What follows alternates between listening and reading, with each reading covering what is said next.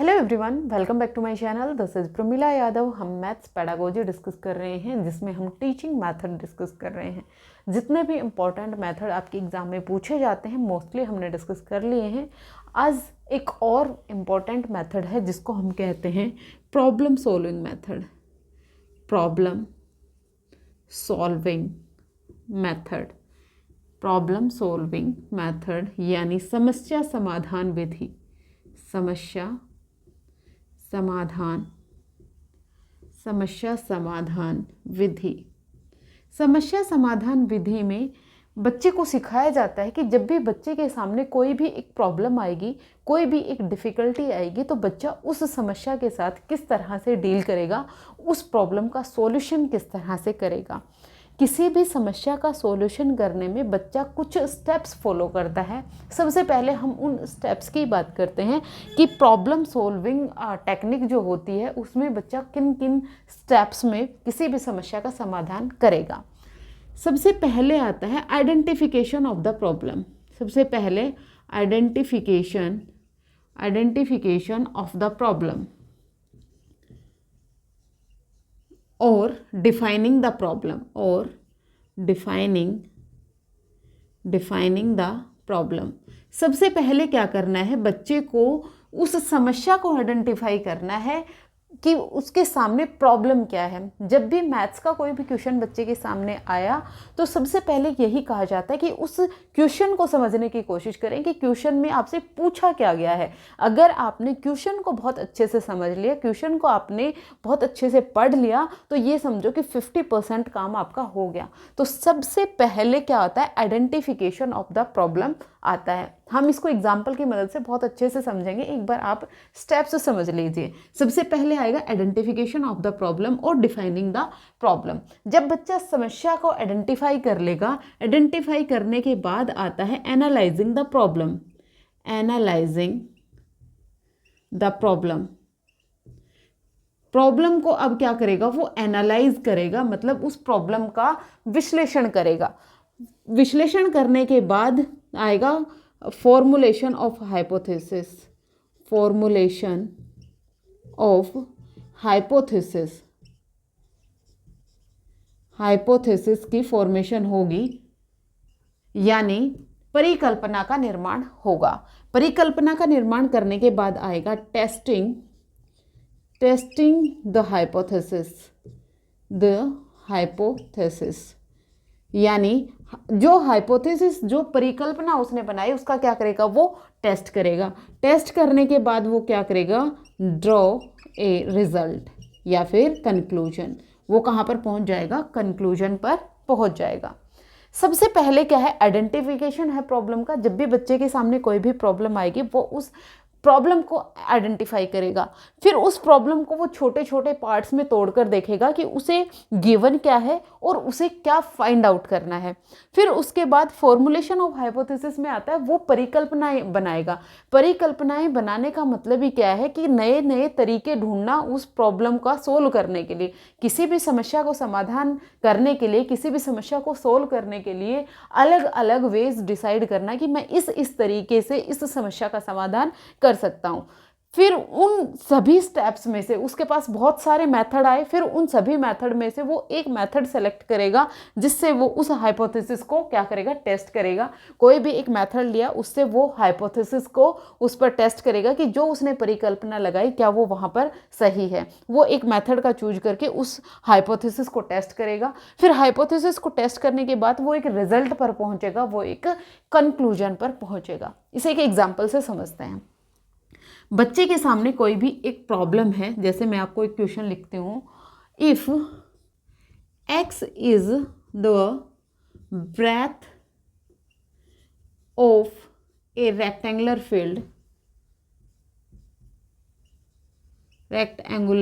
Field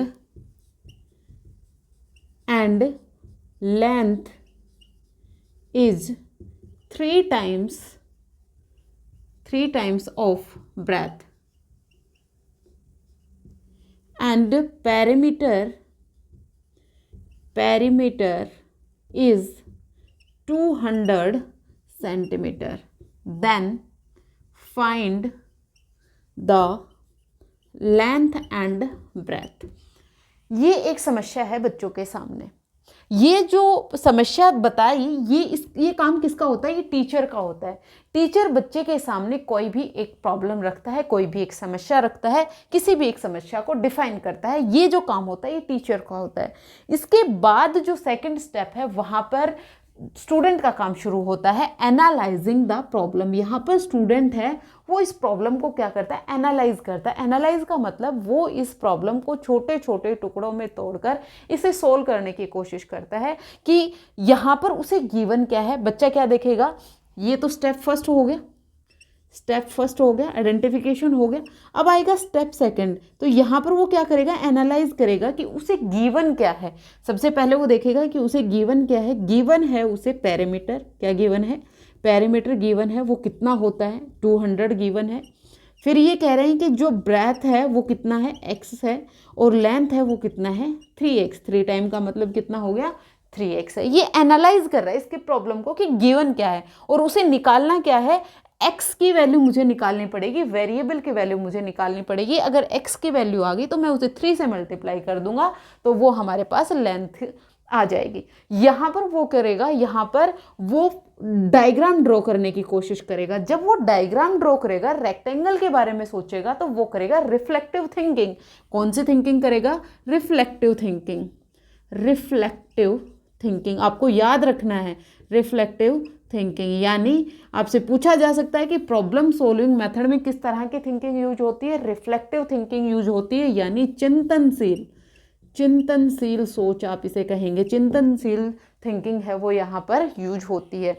reflective thinking में बच्चा अपने प्रायर नॉलेज के, पूर्व ज्ञान का, अपने एक्सपीरियंस का, अनुभव का, अपनी मेमोरी से कुछ चीज़ें रिट्रीव करता है और सोचता है कि जो रेक्टेंगल है ये कौन सी तरह का फिगर बनेगा। तो यहाँ पर वो फिगर बनाने की कोशिश करता है। उसे पता है कि जो रेक्टेंगल है वो इस तरह की होगी जिसकी अपोजिट साइड्स हैं वो बराबर होंगी। एक प्रॉब्लम सोल्विंग मेथड की सबसे बड़ी करेक्टरिस्टिक होती है कि जब भी आप बच्चे के सामने कोई भी प्रॉब्लम रखें वो चैलेंजिंग इनफ होनी चाहिए, मोटिवेटिंग होनी चाहिए, बच्चे के प्रायर नॉलेज के बेस पर ही होनी चाहिए। आपने बच्चे को ये समस्या दे दी लेकिन बच्चे को यही नहीं पता है कि रेक्टेंगल क्या होती है, तो वो इस समस्या का समाधान ही नहीं कर पाएगा। तो जब भी बच्चे के सामने कोई भी प्रॉब्लम आती है, जब भी आप बच्चे के सामने कोई भी प्रॉब्लम रखते हैं तो वो चैलेंजिंग इनफ होनी चाहिए। मतलब बच्चे के लिए एक चैलेंज भी होना चाहिए। ऐसा नहीं है कि बच्चे का जो मेंटल लेवल है उससे बिलो के आपने कोई भी एक प्रॉब्लम दे दी तो उसमें भी बच्चा इंटरेस्ट नहीं दिखाएगा। बच्चे को मोटिवेट भी आपको करते रहना कि यस आप ये प्रॉब्लम का सॉल्यूशन कर सकते हैं। चैलेंजिंग इनफ भी होनी चाहिए और बच्चे में रिफ्लेक्टिव थिंकिंग, बच्चे में क्रिटिकल थिंकिंग, यानी बच्चे की जो हायर ऑर्डर मेंटल स्किल्स हैं उनको एनहेंस करने के लिए होनी चाहिए। बच्चे को ये पता है कि रेक्टेंगल ऐसी एक फिगर होती है जिसके अपोजिट साइड्स हैं वो बराबर होंगे। अब वो यहाँ पर लिखेगा ये x है तो ये भी x होगा, ये 3x है तो ये भी 3x ही होगा। अब यहाँ पर बच्चा देखेगा कि उसे फाइंड क्या करना है, उसे फाइंड करना है लेंथ एंड ब्रेथ कितनी होगी, लेंथ एंड ब्रेथ उसे फाइंड करना है। ये सारी चीज़ें वो कहाँ करेगा? एनालाइजिंग द प्रॉब्लम में करेगा। फिर आएगा formulation of hypothesis. Formulation of hypothesis में बच्चा परिकल्पना बनाता है। परिकल्पना बनाने का मतलब ये है कि वो अपने दिमाग में ही, प्रैक्टिकल नहीं कर रहा है, वो अपने माइंड में ही इस समस्या का समाधान करने के लिए वेज ढूंढ रहा है, मेथड ढूंढ रहा है कि मैं इस समस्या का समाधान किस तरह से कर सकता हूँ। क्या मैं इस समस्या का समाधान कर सकता हूँ कि सम ऑफ ऑल साइड्स है वो पैरामीटर के बराबर होंगी, फिर मैं उसको पैरामीटर के बराबर पुट कर दूंगा और फिर सॉल्यूशन आ जाएगा। दूसरा मेथड हो सकता है कि मुझे पैरामीटर का फॉर्मूला पता हो कि रेक्टेंगल का जो पैरामीटर है वो 2 × L+B होता है, उसको मैं इसके 200 के इक्वल रख के x की वैल्यू निकाल लूँगा। इस तरह से वो अल्टरनेटिव मेथड्स अपने माइंड में सोच रहा होता है कि किस तरह की वो इस समस्या का समाधान निकाल सकता है। यहाँ पर फॉर्मुलेशन ऑफ हाइपोथेसिस होगी, ये एब्स्ट्रैक्शन फॉर्म में होती है, अमूर्त फॉर्म में होती है। एब्स्ट्रैक्शन के बाद वो क्या करेगा? Testing the hypothesis. जो उसने हाइपोथेसिस बनाई है, जो उसने परिकल्पना बनाई है, जो मेथड उसने डिसाइड किया है सोल्व करने के लिए, उसको वो यूज करता है। मान लीजिए उसने मेथड डिसाइड किया कि sum of all sides of a rectangle is parameter. कोई भी एक ऐसा फिगर जो एनक्लोज्ड हो, उसकी सभी साइड्स को जब हम जोड़ देते हैं तो वो परिमाप के बराबर आता है। अब वो इसको जोड़ेगा x plus 3x plus x plus 3x, तो ये कितने x हो गए 1 4 4 5 और 3 8x। अब ये कह रहा है कि 8x है वो किसके बराबर होगा, पेरीमीटर के बराबर होगा। पेरीमीटर कितना है 200 है। यहाँ से x की वैल्यू कितनी आ जाएगी, 200 को डिवाइड करूँगा 8 से, 8 2 जा और 8 5 जा, x की वैल्यू कितनी आ गई 25, यानी ब्रेथ है वो हमारे पास कितनी आ गई 25 आ गई। तो लेंथ कितनी आ जाएगी 3 इंटू 25 यानी 75। ये क्या आ गई आपके पास लेंथ। यहाँ पर आपको ब्रेथ भी पता चल गई, यहाँ पर आपको लेंथ भी पता लग गई। ये क्या है, टेस्टिंग द हाइपोथेसिस। यहाँ पर वो क्या कर रहा है, हाइपोथेसिस का टेस्ट कर रहा है। या फिर दूसरा मेथड उसने यूज कर लिया कि 2 इंटू एल प्लस बी है वो किसके बराबर होगा, 200 के बराबर होगा। 2 इंटू एल है मेरे पास x और 3x इज इक्वल टू 200। तो यहाँ पर 2 इंटू ये कितना आ गया 4x इज इक्वल टू 200। यहाँ पर 4x is equal to 4x को अंदर मल्टीप्लाई कर देंगे तो 8x is equal to 200। x की वैल्यू अगेन कितना आ जाएगी आपके पास 25। तो यहाँ पर बच्चे ने क्या किया, जो उसने हाइपोथेसिस लगाई थी उसको उसने क्या किया, टेस्ट कर रहा है हाइपोथेसिस का। अब हाइपोथेसिस का टेस्ट करके वो क्या करेगा, ड्रॉ द रिजल्ट और कंक्लूजन। वो टेस्टिंग द हाइपोथेसिस में अब वो दोबारा क्या करेगा, दोबारा करेगा, इसको चेक करके देखेगा। ये 25 है, ये भी 25 है, ये 75 है, ये भी 75 है। अब वो इसको ऐड करके देखेगा 25 प्लस 25 प्लस 75 प्लस 75। जब वो इसको टोटल करेगा 75 75 150 और 175 और ये कितना हो जाएगा 200। तो यहाँ पर क्या किया उसने, हाइपोथेसिस को टेस्ट किया। अब ये यहाँ पर क्या करेगा, ड्रॉ द रिजल्ट। अब वो कंक्लूजन पर पहुंच गया है, वो किस पर पहुंच गया है, रिजल्ट पर पहुंच गया है। उसके पास रिजल्ट आ गया है कि लेंथ है वो ब्रेथ है वो 25 होगी, लेंथ है वो 75 होगी। डिफरेंट मेथड यूज कर सकता है वो बच्चा। हर एक बच्चा है, उसकी थिंकिंग अलग है, उसका सोचने का तरीका अलग है, उसका प्रायर नॉलेज अलग है, पूर्व ज्ञान अलग है, और उसकी जो थिंकिंग का स्टाइल है वो अलग है। तो हर एक बच्चा अलग अलग मेथड का यूज कर सकता है। दूसरी इंपॉर्टेंट चीज़ यहाँ पर, जब बच्चा कंक्लूजन निकाल रहा है तो यहाँ पर इंडक्टिव और डिडक्टिव रीजनिंग दोनों का यूज कर रहा है, इंडक्टिव एंड डिडक्टिव। इंडक्टिव और डिडक्टिव दोनों का ही यूज हो रहा है। जब मैंने इंडक्टिव और डिडक्टिव मेथड करवाया था तब आपको बताया था कि जो आगमन और निगमन विधि हैं ये दोनों एक दूसरे की कॉम्प्लीमेंट्री होती हैं। जैसे यहाँ पर बच्चे के सामने क्या था, कोई भी एक क्वेश्चन था, क्वेश्चन के बाद यहाँ पर बच्चे ने क्या किया, यह उदाहरण था, उदाहरण से वो कहाँ पर पहुँच रहा है, नियम पर पहुँच रहा है। जैसे उसने ये जो फॉर्मूला बनाया 2 into L plus B is equal to 200 होता है, यहाँ पर उसने क्या लगाया, फॉर्मूला लगाया। उदाहरण से वो कहाँ गया, नियम की तरफ गया। फिर उसने ये नियम बना लिया, नियम बनाने के बाद भी उसने दोबारा इसे क्रॉस चेक किया है, 25 प्लस 75 प्लस 25 प्लस 75। तो ये नियम से फिर उदाहरण की तरफ ही चला गया, पहले नियम से उदाहरण की तरफ, उदाहरण से नियम की तरफ। ये सर्कल है, ये चलता रहता है। जब भी लर्निंग होगी तो इंडक्टिव और डिडक्टिव दोनों तरह की रीजनिंग है ये यहाँ पर यूज हुई है, आपको याद रखना है। अब हम मेरिट्स की बात करते हैं कि जो प्रॉब्लम सॉल्विंग मेथड है इसकी मेरिट्स क्या क्या होती हैं। ये जो मेथड होता है ये लर्नर सेंटर्ड मेथड होता है, बच्चा खुद करके सीख रहा है, बच्चा यहाँ पर एक्टिव है। तो सबसे पहली बात ये लर्नर सेंट्रिक है, लर्नर सेंटर्ड है, लर्नर सेंटर्ड है, यानी यहाँ पर जो स्टूडेंट है, जो विद्यार्थी है वो सेंटर में होता है। दूसरी बात ये एक साइकोलॉजिकल मेथड है, साइकोलॉजिकल मेथड है। लास्ट क्लास में भी मैंने बताया था जो भी मेथड लर्नर सेंटर्ड होगा वो साइकोलॉजिकल मेथड होगा।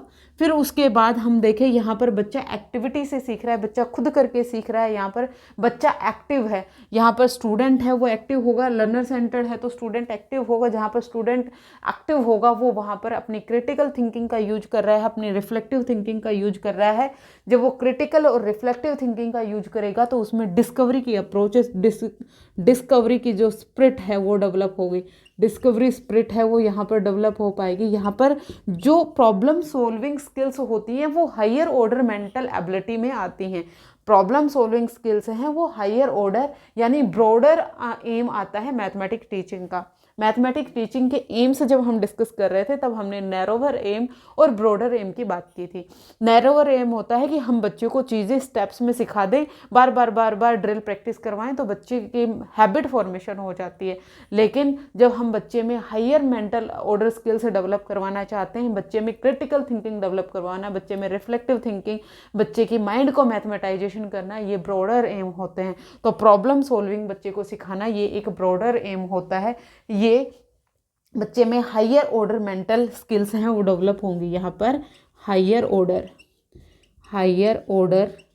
मेंटल स्किल्स हैं वो यहाँ पर बच्चे में डेवलप हो पाएंगी। उसके अलावा बच्चे में सेल्फ कॉन्फिडेंस डेवलप होगा, बच्चे में सेल्फ कॉन्फिडेंस डेवलप होगा, बच्चे में ओरिजिनलिटी आएगी, बच्चे की जो थिंकिंग है उसमें इन्हेंसमेंट मिलेगी। जो भी लर्नर सेंटर्ड मेथड होते हैं वो बच्चे के लिए बहुत अच्छे होते हैं। यहाँ पर जो मेमोरी होगी वो भी लॉन्ग लास्टिंग होगी। बच्चा किसी भी समस्या का समाधान जब खुद करके देख लेता है, अपने तरीके से करके देख लेता है, तो वो उन चीज़ों को बहुत जल्दी भूलता नहीं है। जो मेमोरी होती है वो ड्यूरेबल होती है। ये एक मेथड है, ये हम किसी भी तरह के बच्चे के लिए यूज कर सकते हैं। मतलब जिन बच्चों का आईक्यू लेवल अगर कम है और उन बच्चों को भी अगर हम इस मेथड से पढ़ा रहे हैं तो बच्चा उनको ईजीली सीख पाता है। ये कुछ मेरिट्स थे। देखिए जितने भी मेरिट्स और डिमेरिट्स की हम बात करते हैं, डिमेरिट्स की अगर हम बात करें तो ये जो मेथड है ये बहुत टाइम टेकिंग है, बहुत ज़्यादा टाइम लगता है, पूरे सिलेबस को हम इससे कवर नहीं करवा सकते। इसको करवाने के लिए एक एक्सपीरियंस टीचर की ज़रूरत होती है, क्योंकि यहाँ पर जो टीचर का रोल होता है वो एज ए फैसिलिटेटर होता है। याद रखिएगा जितने भी लर्नर सेंटर्ड मेथड हैं जहाँ पर विद्यार्थी केंद्र में है, वहाँ पर स्टूडेंट के अलावा जो टीचर का रोल होगा वो as a facilitator, as a सुविधादाता होगी। जहाँ पर भी बच्चे को प्रॉब्लम आएगी जो टीचर है वो वहाँ पर अवेलेबल होता है बच्चों की मदद करने के लिए। जब टीचर बच्चों की मदद के लिए अवेलेबल होता है तो टीचर और स्टूडेंट के बीच में बॉन्ड अच्छा बनता है। टीचर और स्टूडेंट के बीच में जो गैप होता है, बच्चे हैं वो टीचर से डरते हैं, वो वाली चीज़ नहीं रह जाती। वहाँ पर बच्चों और स्टूडेंट के बीच में एक अच्छा बॉन्ड बन जाता है, जिससे बच्चे के सामने जब भी कोई प्रॉब्लम आती है तो बच्चा टीचर से क्वेश्चन पूछता है और टीचर उसे डायरेक्ट आंसर नहीं करता, उसे उस समस्या को, उस क्वेश्चन को सोल्व करने में उसकी मदद करवाता है। तो ये था आपका प्रॉब्लम सॉल्विंग मेथड। होपफुली आपको समझ में आया होगा। जितने भी इम्पोर्टेंट मेथड थे वो मैंने आपको करवा दिए हैं। अगर आपको और कोई मेथड करवाना हो, किसी में कोई प्रॉब्लम हो, आप चाहते हैं कि कोई एक और मेथड है जो डिस्कस करवाना है, तो आप मुझे कमेंट सेक्शन में ज़रूर बताइएगा। आज के लिए इतना ही, मिलते हैं फिर से। Thank you very much.